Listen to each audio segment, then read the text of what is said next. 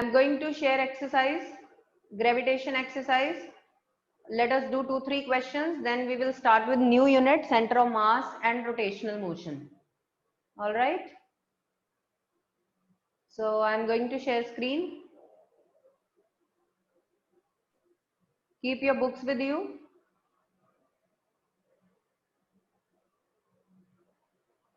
Okay. So let us see question number 21. 20th I gave you as assignment. Now see question number 21. So I read out the statement.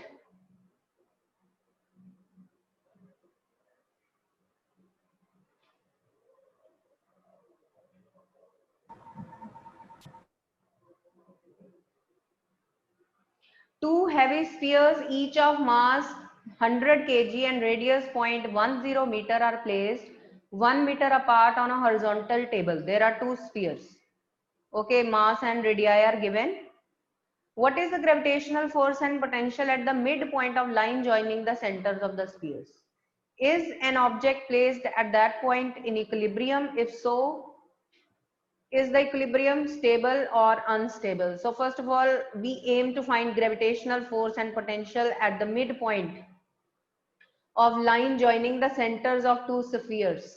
The mass of each sphere is 100 kg and distance, radius of each sphere is 0.10. And they are further placed at a distance of 1 meter also. All right. So let us see what is the question. This is 21. This is the situation. Two spheres. Their mass is 100 kg each. Radius is 0.1 meter each, and they are separated by a distance of 1 meter. 1 meter is the distance. M is suppose their midpoint. M is midpoint. Okay, we are to find net gravitational force and potential at the midpoint. All right. So see, electrostatic gravitational force, that is a vector quantity. Okay, so due to both equal spheres masses, the forces exerted on this central point will be in equal and opposite directions. All right, so net force will be 0 there, since their masses are also same, distances are also the same, so net force is 0 between them. This is first thing. Force, because it's a vector quantity, it gets cancelled out from both sides. And potential, however, gravitational potential is a scalar quantity. Note it down that gravitational potential and potential energy both are scalar quantities, and the formula of potential, you know, that is minus gm over r. Okay, since both the potentials at midpoint, they are equal because of both the spheres, so we will write it is a scalar quantity and potentials, they get added up, so we get minus 2 gm by r. So potential will be minus 2 gm upon r. This is the logic and which you can solve further. All right, students.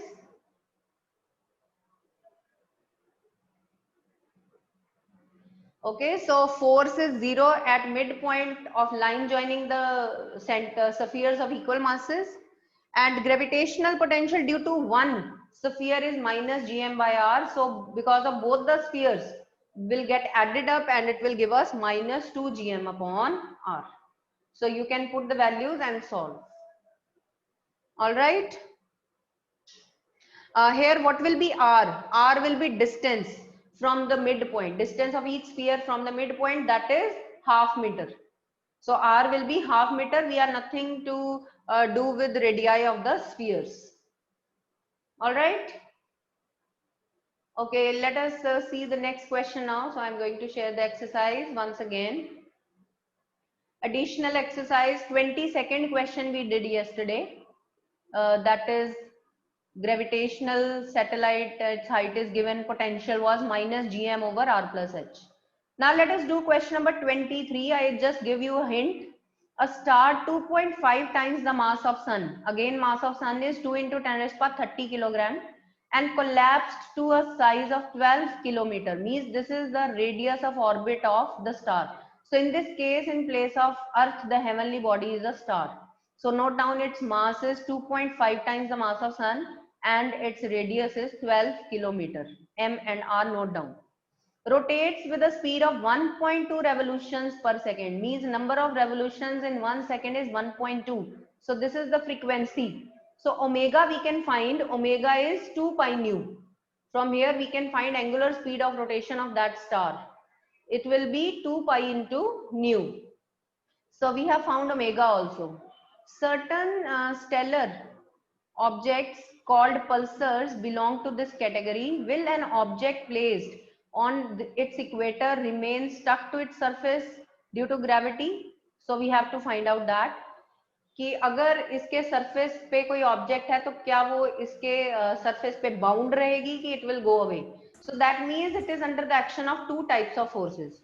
One acceleration that is binding the object to the center of the star will be acceleration due to gravity of that star, that is gm by r square. So one acceleration we will find first of all, that is gm over r square, small g. Another acceleration is centrifugal acceleration, that is r omega square. Omega, I told you how to find omega, then you will find r omega square. So whichever acceleration is greater, centrifugal or acceleration due to gravity, on the basis of that we will decide whether it will remain stuck to the equator of the star or not. So acceleration due to gravity must be greater. So we have to find both the accelerations, only then we can decide. So let me note down the data. Mass of the star is 2.5 times the mass of Sun. Question number 23. 2.5 times mass of Sun, which is 2 into 10 raised to power 30 kilogram. Omega. To find that, we find frequency 1.2 hertz, number of revolutions in 1 second. Then omega is 2 pi nu. That is 2.4 pi radian per second. So omega also we have found. So we have to find two types of accelerations for the star, gm over r square, where size of the star is 12 kilometer. Mass is this is radius. And on the other hand, the centrifugal acceleration, that is r omega square. Centrifugal acceleration is r omega square. So we have to see which acceleration is greater. On the basis of that, we will decide whether it will remain stuck to the equator or not. So find both the accelerations. Acceleration due to gravity for that star, small g, using the same old formula, gm by r square, or centrifugal acceleration, r omega square. So if acceleration due to gravity is greater, that means it will remain stuck to the equator, otherwise it will move away. So I hope this question is also clear. Let's share the next question now. Okay, see that. Question number 24 already we have done, I told you. 25, that was assignment. 80% of energy is converted into the energy there. Okay, Mars. And 24th also we have, I think, done. If not, then listen again. A spaceship is stationed on Mars. How much energy must be expended on the spaceship to launch it out of the solar system? Mass of spaceship is 1000 kg. Mass of Sun is given. Mass of Mars is given. Radius of Mars, radius of orbit of Mars, means distance between Mars and Sun. They are also given. So that means the spaceship is under the gravitational attraction of Sun as well as Mars both.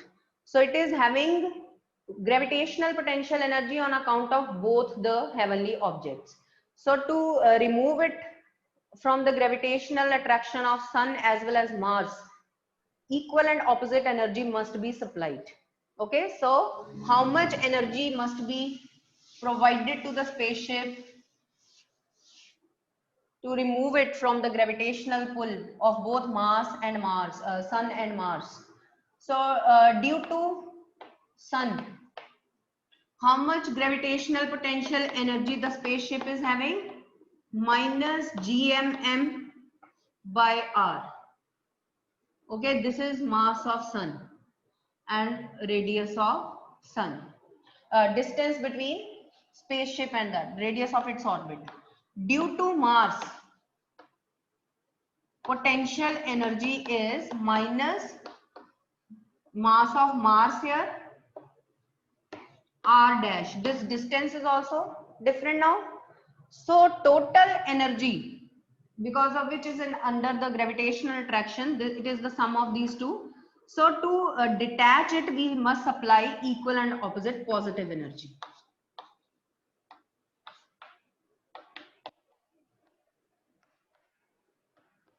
So this much energy must be supplied to remove this spaceship from the gravitational attraction of Mars as well as Sun. So you have to solve this. I told you positive energy would mean detachment. It is bound because of gravitational attraction of Sun as well as Mars both. So when we add both the energies and supply equal and opposite energy, then we get the detachment. Then the spaceship will be removed. So we come to the end of this exercise of gravitation.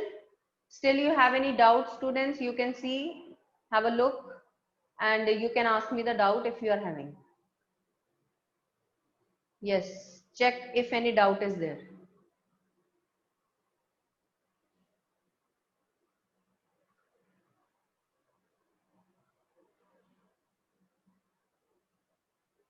Do you have any doubts?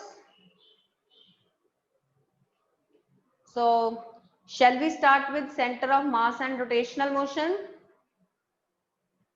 Now there are certain topics that have been deleted from rotational motion as well. These are theorems of parallel axis, theorem of perpendicular axis and their applications. These were very tedious derivations that have been deleted from your syllabus. So you are at a benefit now. Okay. So that was also quite an onerous task to do those derivations. There were many derivations on the basis of theorems. Even their proofs were also there. So that big topic has been deleted. Okay, so very easily we'll be able to cover center of mass and rotational motion well within time, right? So let us start with center of mass and rotational motion. Center of mass and rotational motion. So first of all, what is a rigid body? So write down.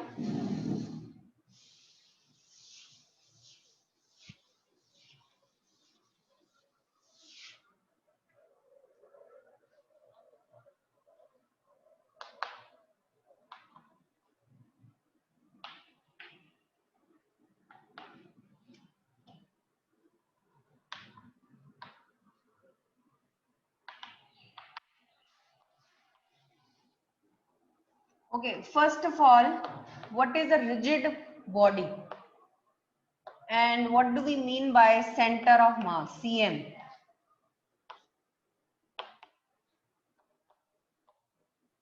Okay, so suppose we are having any rigid body.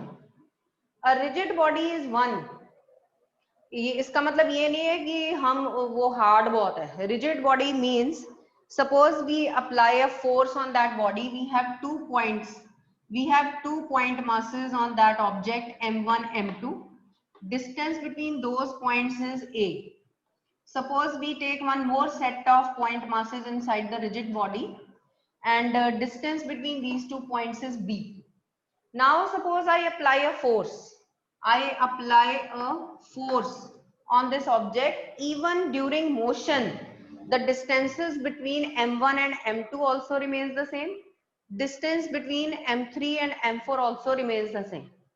So if during motion also, during translation also, the distances between constituent particles do not change, that means the object is rigid.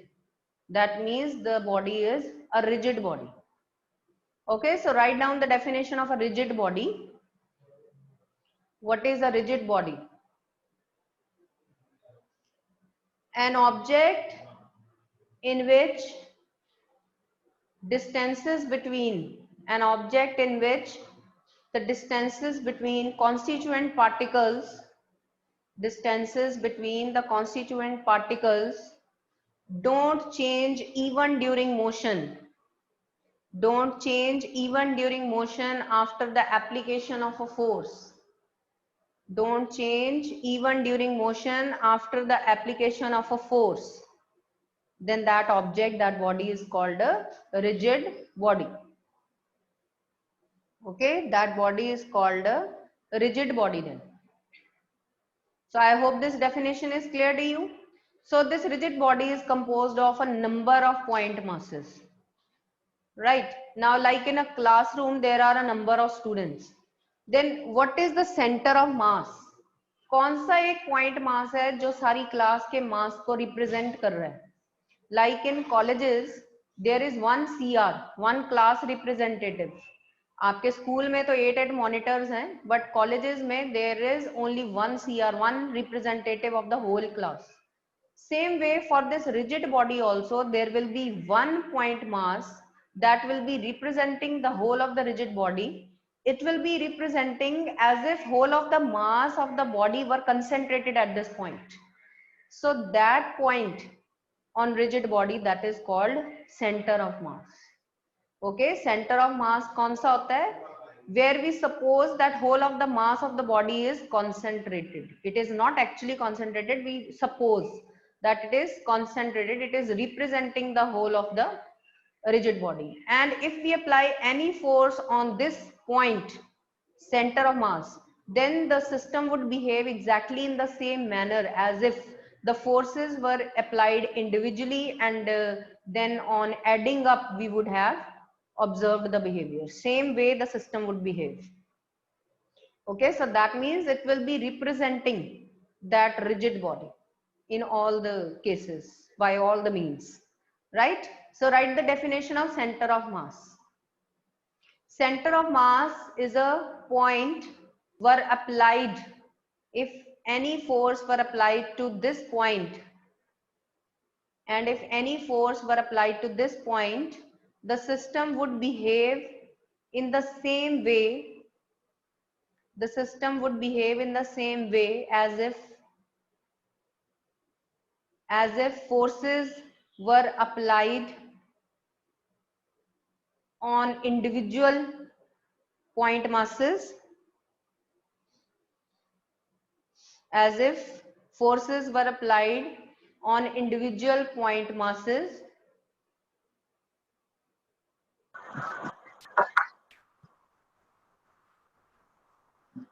and resultant is observed, resultant is calculated. तो अगर हम हर एक मास पे अलग अलग force लगा के forces को एड अप करते, रिजल्टेंट फाइंड करते थे, तो वो सेम आता है resultant as if the force were only applied on centre of mass. तो जो बिहेवियर उस टाइम पे सिस्टम का होता वही इंडिविजुअल फोर्सेस अप्लाई करने पे भी होता. I mean to say that. So it is representing the rigid body in motion, while during motion, as well as it also represents whole of the mass concentrated at this point.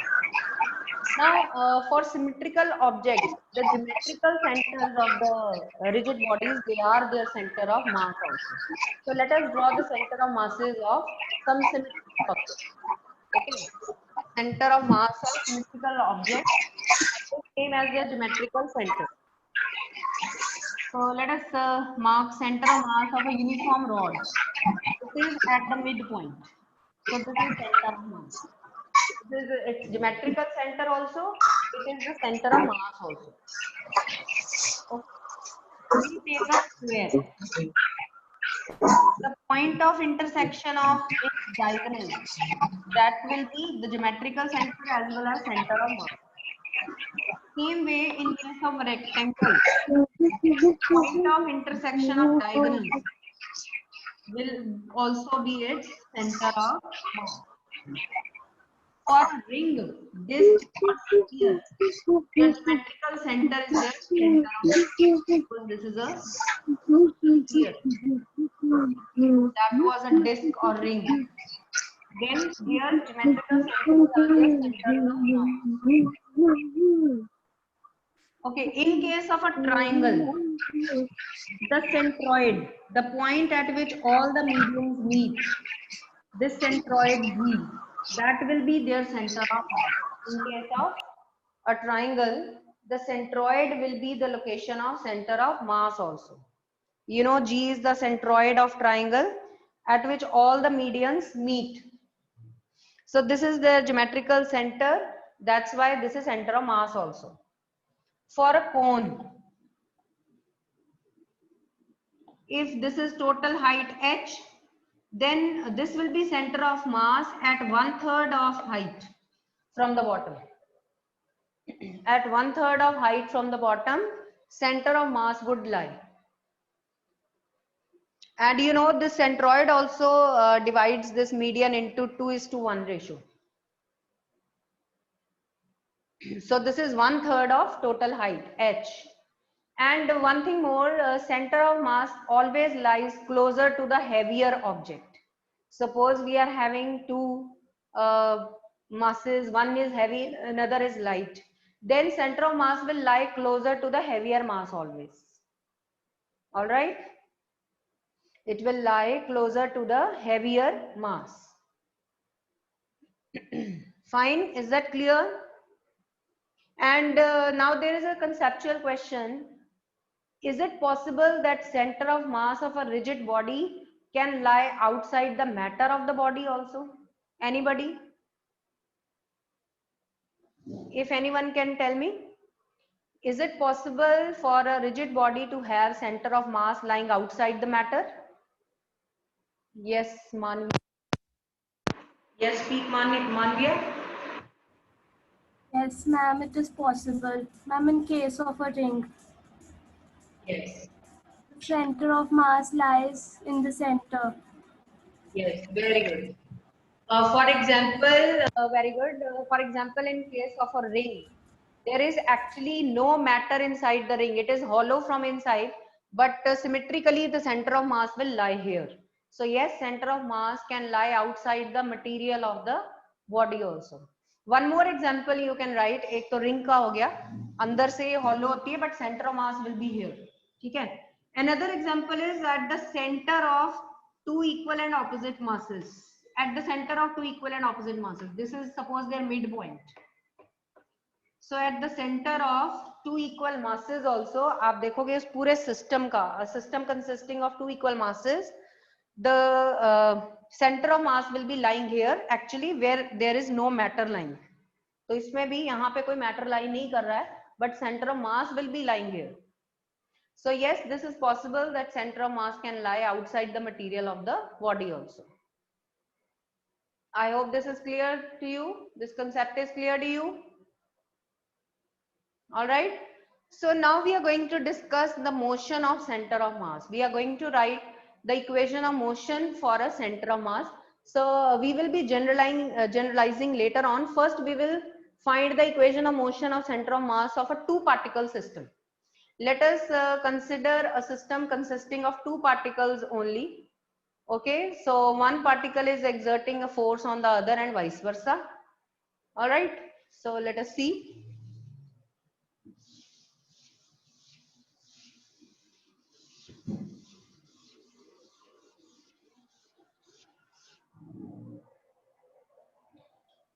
Equation of center of mass. Heading is equation of center of mass of two particle system.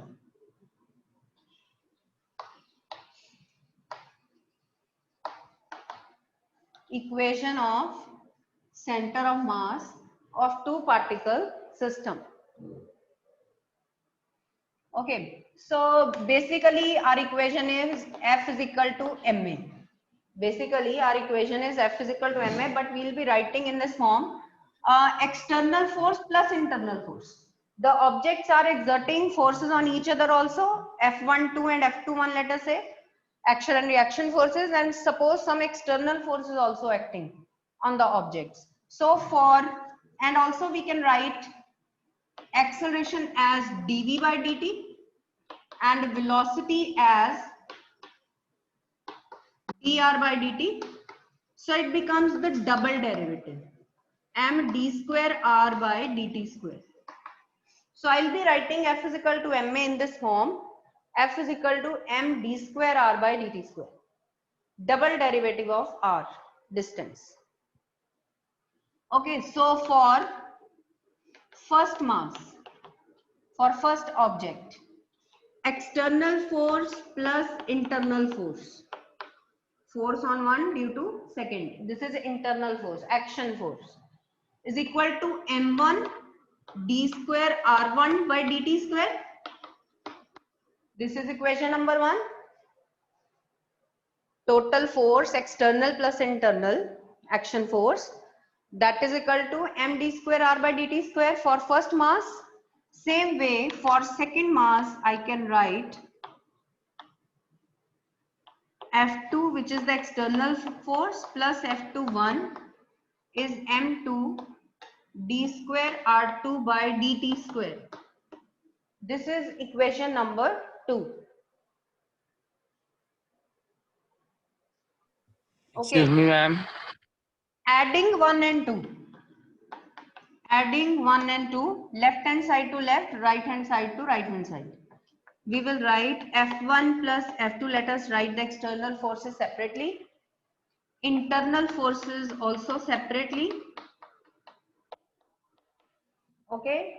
And let us take d square by dt square common. So it will be m1 r1 plus m2 r2.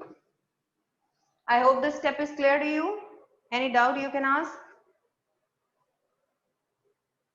This step is clear?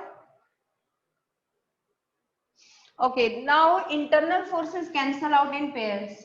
F12 is minus F21. So this term vanishes. F12 is minus F21. Action and reaction are equal and opposite. So this term vanishes. And F1 plus F2 can be written as total external force. Let us write total external force.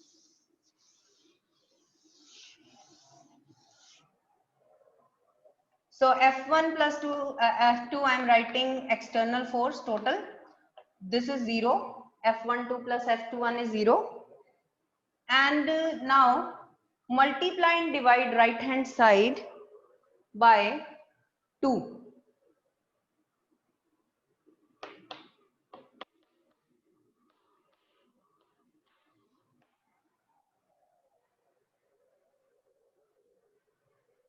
Not 2. Let us divide. Let us write it by taking mass common. Let us take mass of particles to be common. Our equation gets simplified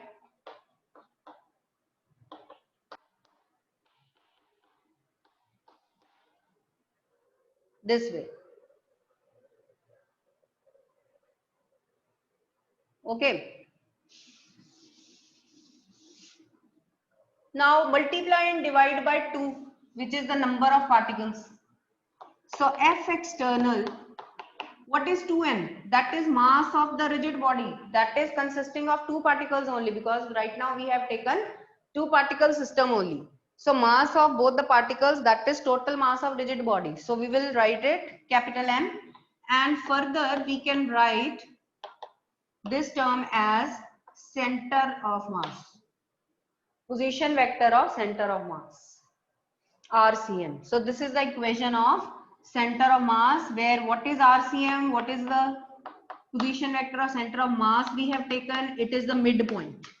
If masses are same, then it is the midpoint. Otherwise, if masses were not the same, then it would have been different. Okay, that we will do in case of generalization of n particles, when we will take a system of n particles. So first you understand a system of 2 particles. In that case, what will happen? So have a look at the whole derivation once. If you have any doubts, then you can tell me. Manvia, lower your hand. And if anyone else has any other doubt, can raise hand.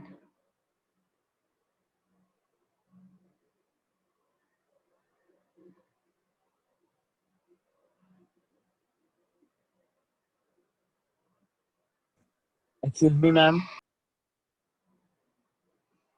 Okay, so if masses were not the same, then what would have done? Then what we would have done, we would have multiplied and divided this right hand side by total mass. Then it would have become m d square by dt square, and this m is m1 plus m2.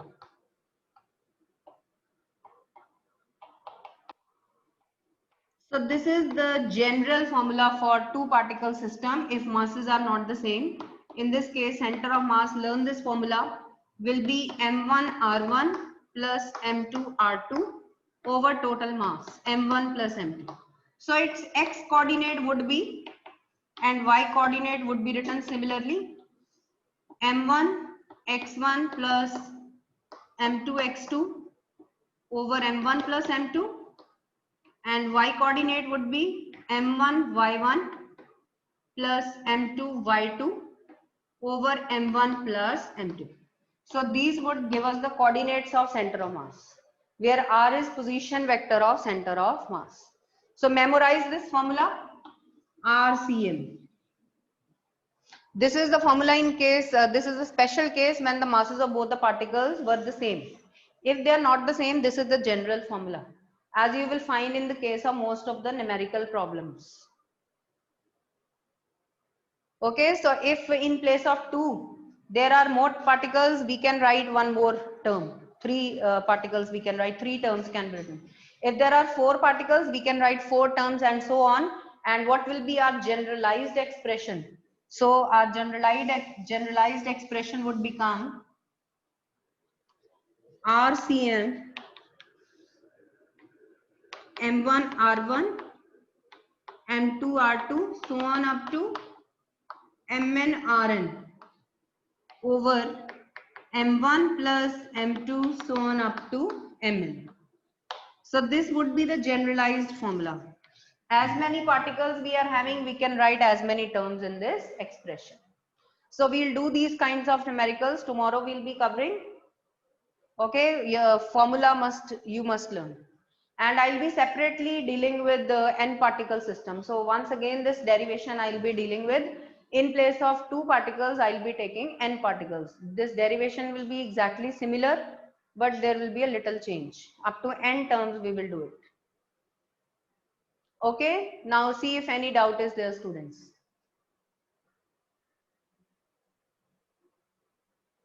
All right. And what is center of gravity? This was about center of mass. What is center of gravity? It is also similar, but it is a point, and for symmetrical bodies, center of gravity and center of mass, they coincide with each other. They will lie at the geometrical center only, as we did for the symmetrical objects. But if we define, then definition wise it will be a little bit different. Center of gravity is the point from where the weight of an object will act. तो work energy and power में table पे एक object पड़ी है, आप जिस point से इसका वेट मार्क करते थे mg, that point is center of gravity. Actually we are marking its center of gravity. So it's a point on the rigid body from where whole of the weight, whole of the gravitational force acts on the object. Okay, it is a point from where whole of the weight of the object acts. All right. So this is center of gravity, center of mass where whole of the mass is supposed to be concentrated, center of gravity from where whole of the weight of the object is acting downwards. Is that okay, students? All right. So again, for symmetrical bodies, they will coincide. Center of mass, center of gravity, they will coincide. For symmetrical bodies, for ring, sphere, disk, it will be at the geometrical center. For uniform rod, it will be at the midpoint. For triangle, at the centroid. For cone, 1/3 of height from the bottom, and so on. For cube, rectangle, square, point of intersection of diagonals. Okay, so have a look once if you have any doubts.